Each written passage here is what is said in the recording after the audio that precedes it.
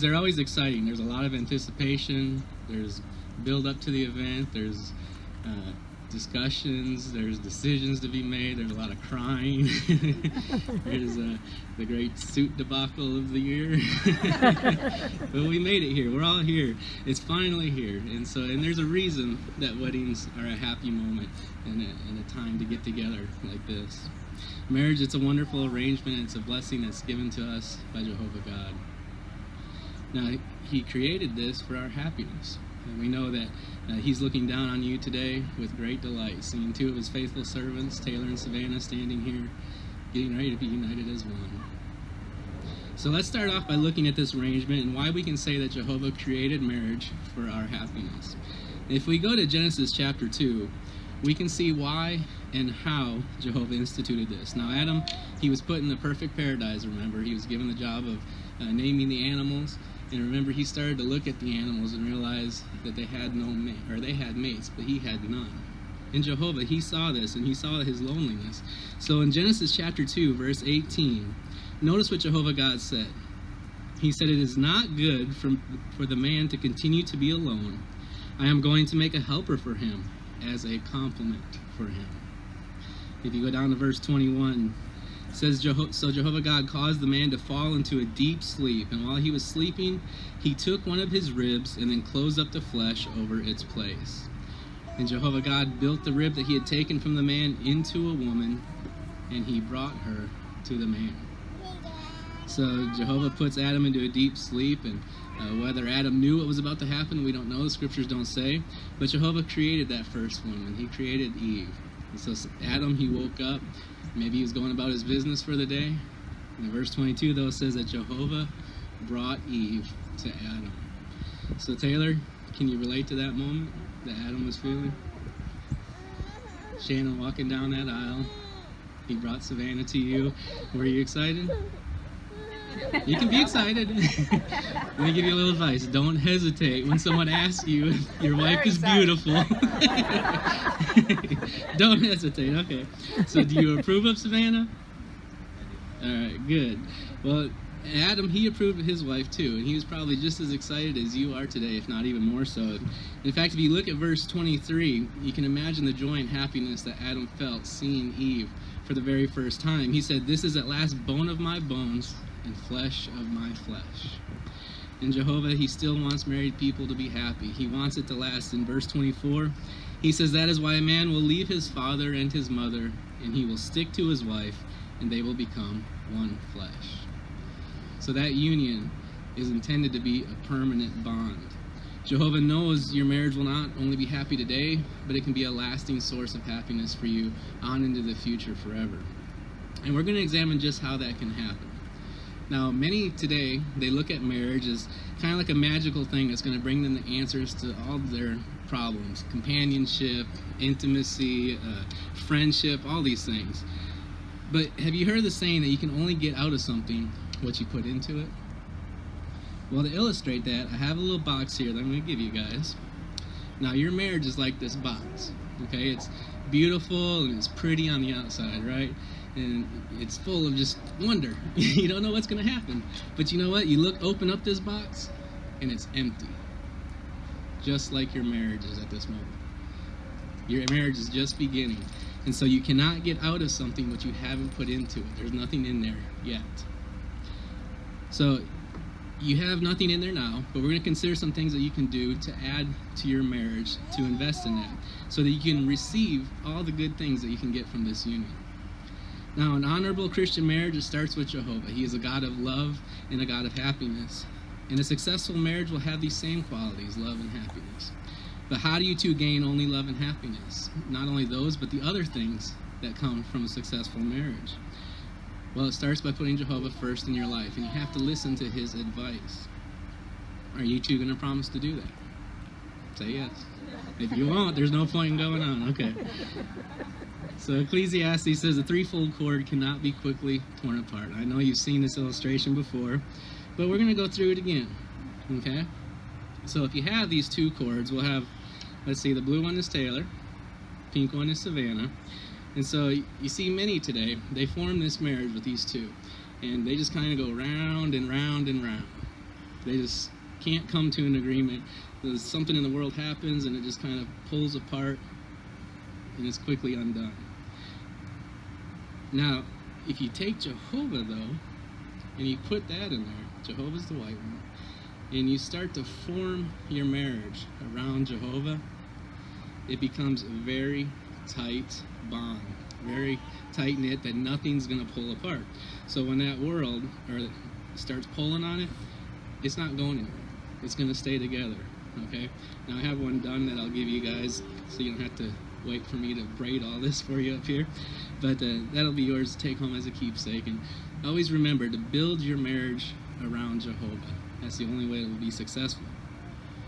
So this is a simple illustration, and even that little statement about the threefold cord not being torn apart is kind of a small statement in the Bible, but the illustration really proves a very good point when it really hits home.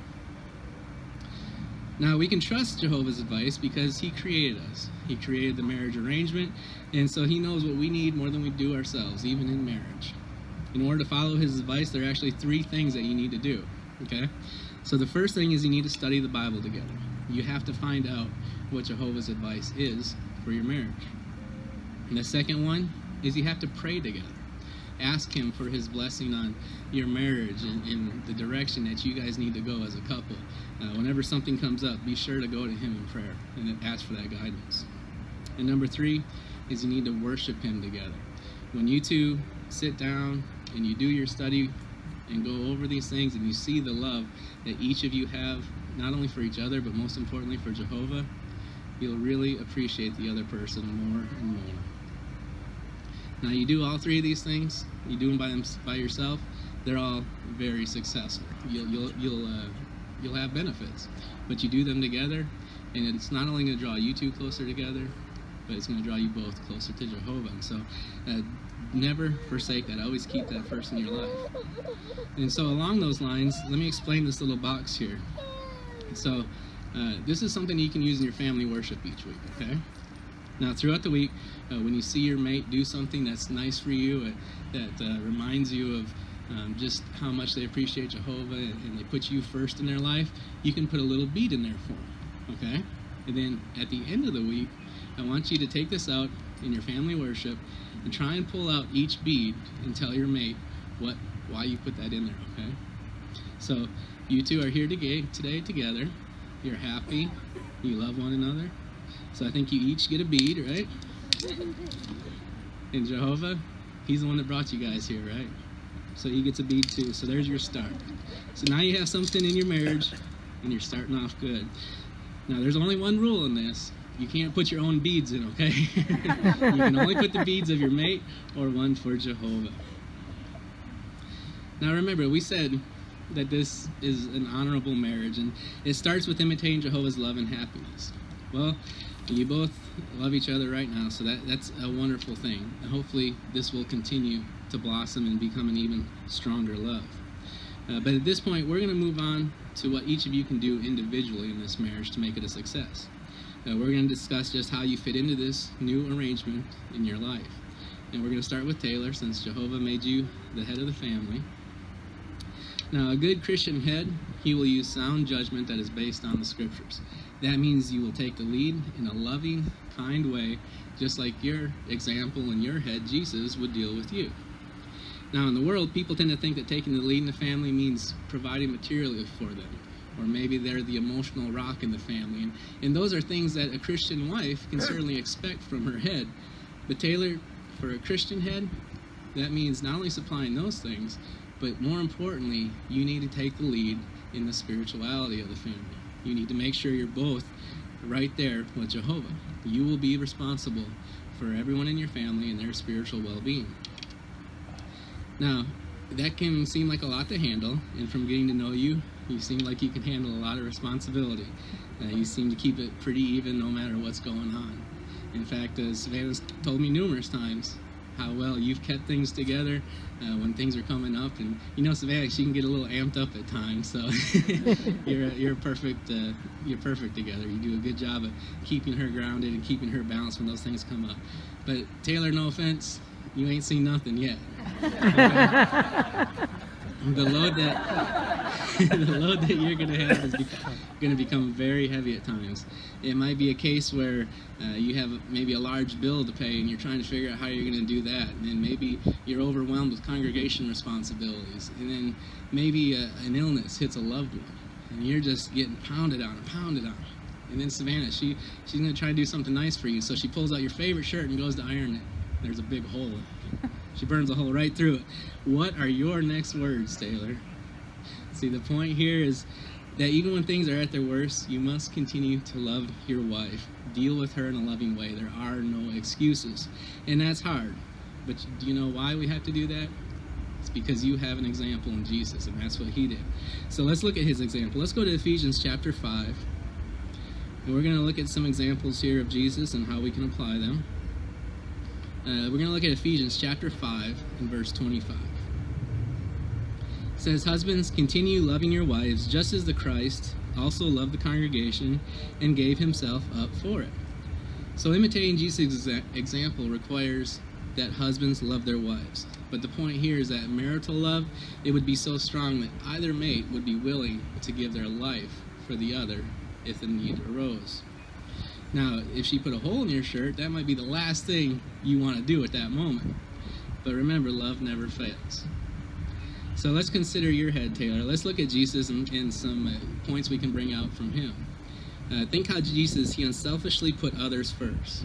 Think about when he was tired or hungry. Did Jesus say, I love you, but I can't help you right now? He didn't do that. Jesus was not out to please himself. He unselfishly put the needs of others before his own. So you need to put the needs of Savannah before your own in your marriage. Now think of how Jesus, he was mild-tempered and he was a source of refreshment. Even when disappointed by his closest friends, Jesus remained gentle. He did not berate them. His followers were not afraid of him. They were not afraid to go to him or saying the wrong thing. They knew that he would build them up. So Taylor, will you build Savannah up, even in the worst of times, when she makes mistakes? Okay. So finally, notice verses 28 and 29. We'll examine one final example of Jesus. Ephesians 5, 28 and 29. It says, "In the same way, husbands should love their wives as their own bodies. A man who loves his wife loves himself. For no man ever hated his own body, but he feeds and cherishes it, just as the Christ does the congregation." So Taylor, I'm sure you've done some dumb things in your past. Maybe you broke something that you really cherished, you really loved, and I'm sure you were upset over it, but you got over it. You forgave yourself, right? You didn't go in the room and start punching yourself or beating yourself up in any way. And so that's the same with Savannah. You're going to have to do the same thing with her. When she makes a mistake, get over it. Forgive her. Cherish her. Feed and cherish her. And so how would you do that? How would you cherish her? Well, remember, the Bible tells us that you should assign Savannah honor, right? She's not a slave or she's not inferior to you as a person. So you would never be violently angry or belittle her in front of others, even if she did just ruin your favorite shirt. When you are with others, you would praise her for her support. If Savannah's played a key role in the family's success, you would make that known to others. She is your complement, your helper. Now, you guys know I'm not much of a wine drinker myself, but I've been told many times, mostly by Jim and Heather, that the right wine makes the meal taste just perfect. So that wine, it's a complement to the food. Savannah is your complement. She will make you a better person. She will improve you in every way. And privately, be sure that she senses your affection for her. That means doing the small things, a compliment, a hug, holding her hand, snuggling on the couch. These little things, they mean a lot to a wife, and Savannah is no different than any other. If you can do these few things, Taylor, your marriage is halfway on a good track, okay? But there's still another half to deal with, and that's Savannah. So we're going to go to you, Savannah, the wife's role. So if you go to Ephesians chapter 5, and we'll begin with verse 22, we're going to see what you can do, Savannah, to make your marriage a success. Verse 22 says, "Let wives be in subjection to their husbands as to the Lord, because a husband is head of his wife, just as the Christ is head of the congregation, he being a Savior of this body. In fact, as the congregation is in subjection to the Christ, Wives should also be to their husbands in everything. So relative subjection, it's a divine commandment. Again, this doesn't in any way make you inferior to Taylor. You are his complement. You should voice your opinion, and Taylor would do well to give your thoughts consideration. But Jehovah knows it is in your best interest to be in subjection to Taylor. And why can we say that? Well, you think about when you have a group of people and nobody takes the lead, it's a mess, right? It's a mob. That's what they call a mob. It's just chaos everywhere. You don't have anyone giving direction. Nobody's happy out there. Everybody's upset. So you two, you might have something come up and maybe you don't see completely eye to eye on it. And maybe Taylor makes a decision that you don't agree with. So is it time for you to just throw your arms up in disgust? You say, I told you so? No, you wouldn't do that. Look at what Ephesians 5 verse 33 says. It says, nevertheless, each one of you must love his wife as he does himself. On the other hand, the wife should have deep respect for her husband. So Savannah, you need to have that deep respect. Your job is to do your best to make sure his decisions work. It doesn't say only when he makes good decisions, even when things don't go right. Your deep respect for Taylor is going to move you to try and work with him to fix it. Now remember, you are his complement. You're his helper. But that doesn't mean your input has no value. On the contrary, hopefully he does deeply value everything you say. To emphasize that, Jehovah outlined the capable wife at Proverbs 31. Now, Proverbs 31 talks about many things that you can do to make your whole home life pleasant and happy. What's interesting about those verses to me is it starts out in verse 10. It says, who can find a capable wife? Her value is far more than that of corals. Her husband trusts her from his heart, and he lacks nothing of value. She rewards him with good, not bad, all the days of her life. Now Taylor, he's probably happy to hear those words. He's probably going to tuck them away, keep them for later. But it's interesting that a capable wife is compared to more value than corals. In Bible times, coral was very highly sought after. It was hard to obtain. It was underwater, and when they did obtain it, special craftsmen, they took this coral and they shaped it into something that was very desirable, very valuable. Well, today, it's not as hard to find, but surprisingly, it is still more harder than you would think it would be to get. But the point is that in Bible times, a man wouldn't have rushed off and bought the first coral he found. There's no way. It was too expensive. If he was going to invest that much, he would take his time to select just the right one. And when he found it, it was his prized treasure. So just like that man looking for coral, Taylor has taken his time. He's been selective. He's trying to find that capable wife. He hasn't rushed into marriage, and he chose you after very much consideration. So you are the perfect coral for him. So may you be more valuable to Taylor than any coral could ever be. And if you feel like he's starting to take you for granted, I got you something that maybe you can put on at times to remind him. It's a little necklace of corals, and so if he's starting to take you for granted, just throw these on, okay? And maybe he'll get the point. Sometimes it takes us a little while, but hopefully he'll get it. Now you both, you're changing your life forever, on into paradise and beyond. One day, your single days, there's going to be like a drop in the bucket. This is your life now, together as one. No longer are you going to be thinking just about yourself and what you need to do. You're going to be thinking about each other and what the two of you need together. But so with all this time that you're going to have together, it's critical that you develop love in your marriage. And it has to be deep love. And there's actually 4 different kinds of love. The first one is there's the love between friends. You two are best friends, so you have that love. The second one is you're going to be family in just a few minutes. So there's a love between family members. The third one is the romantic love. From which I hear, I don't need to explain that one to you, right? And then the fourth one is agape love. That's the most important one. And why is that the most important type? Because it's governed by Bible principles. It's an unselfish concern for doing to others what is right and good in Jehovah's eyes. But note this, whether the recipient appears to deserve it or not. So let me repeat that. I think you guys are stuck on the romantic love. Okay. Agape love is an unselfish concern for doing to others what is right and good in Jehovah's eyes, whether the recipient appears to deserve it or not. Remember, that is the most important love. This kind of love can safeguard your marriage. Colossians 3, it says to continue putting up with one another and forgiving one another freely. To clothe yourselves with love, for it is a perfect bond of union. So just like that wedding dress that Savannah has on, it makes her look more beautiful than ever today, doesn't it? If you clothe your marriage in love, it's only going to enhance the beauty of your marriage. Some days it might be cold out though, so be sure to put more and more layers on. Keep putting them on until your marriage is nice and warm again and you don't have to worry about anything. So continue to look for ways to show love for each other every day. Remember to communicate. Some wives, and I'll say some, I won't name any, but they say that their husbands don't like to communicate.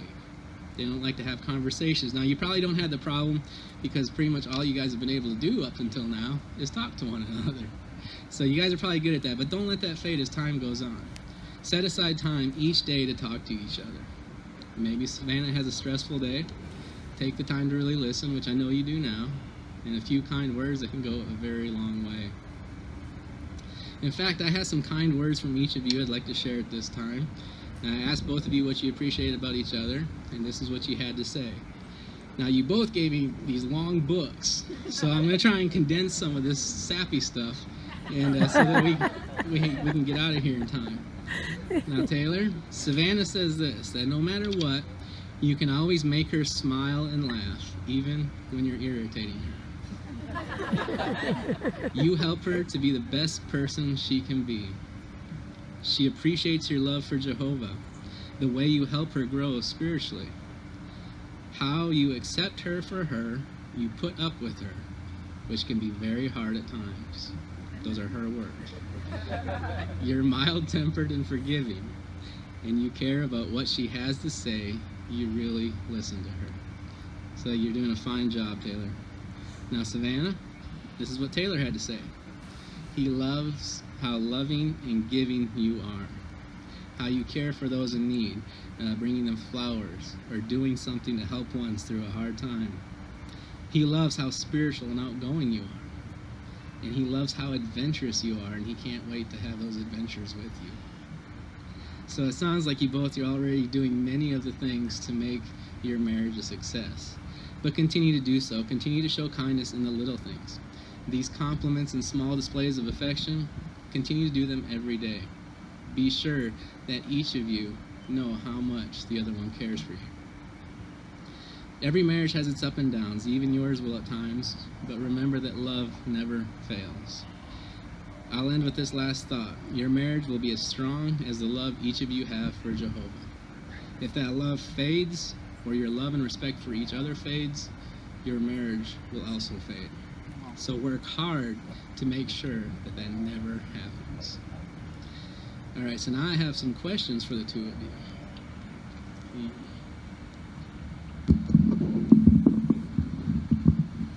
Okay, we'll start with you, Taylor.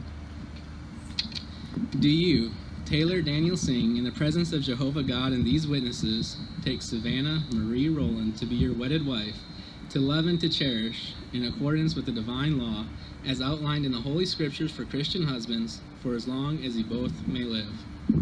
I do. Okay, Savannah. Do you, Savannah Marie Rowland, in the presence of Jehovah God and these witnesses, take Taylor Daniel Singh to be your wedded husband, to love and to cherish and deeply respect, in accordance with the divine law as outlined in the Holy Scriptures for Christian wives, for as long as you both may live? I do. All right, so who gives this woman to be married to this man? Her mother and I. All right, good job, Shannon. We practiced that one. So now we're on to our marriage vows. And so, Taylor, if you'll repeat after me. I, Taylor Daniel Singh, take you, Savannah Marie Rowland. I, Taylor Daniel Singh, take you, Savannah Marie Rowland, to be my wedded wife. to be my wedded wife. To love and to cherish in accordance with the divine law as set forth in the Holy Scriptures.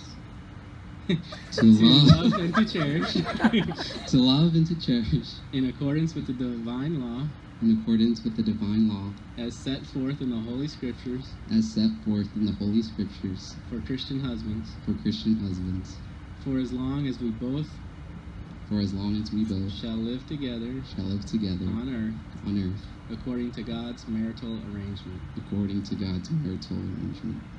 Okay, Savannah. I, Savannah Marie Rowland, take. I,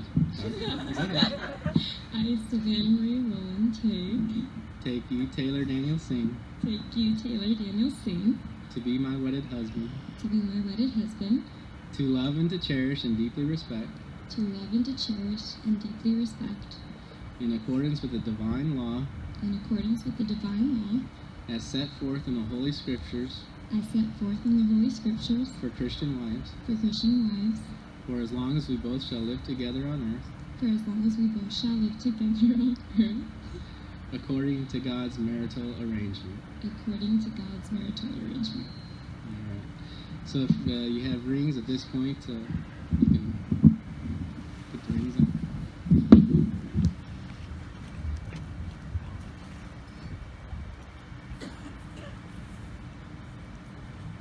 Now this ring doesn't have, put hers on first. Doesn't have any significance. It's just an outward and visible sign signifying unto all the uniting of this man and woman in the bonds of matrimony. All right, so hold on, we're not done yet. For as much as Taylor and Savannah have covenanted before Jehovah God and these witnesses to accept each other in wedlock, I, as an ordained minister and by the authority conferred upon me by the Holy Scriptures and the state of Florida, pronounce that they are husband and wife together. What God has yoked together, let no man put apart. At this time, I'd like to invite the father of the groom, Daniel Singh, to offer a prayer for our newlyweds. All right, you guys can kiss now if you'd like. It is my happy pleasure to introduce to you in this marriage gathering, brother and sister Singh.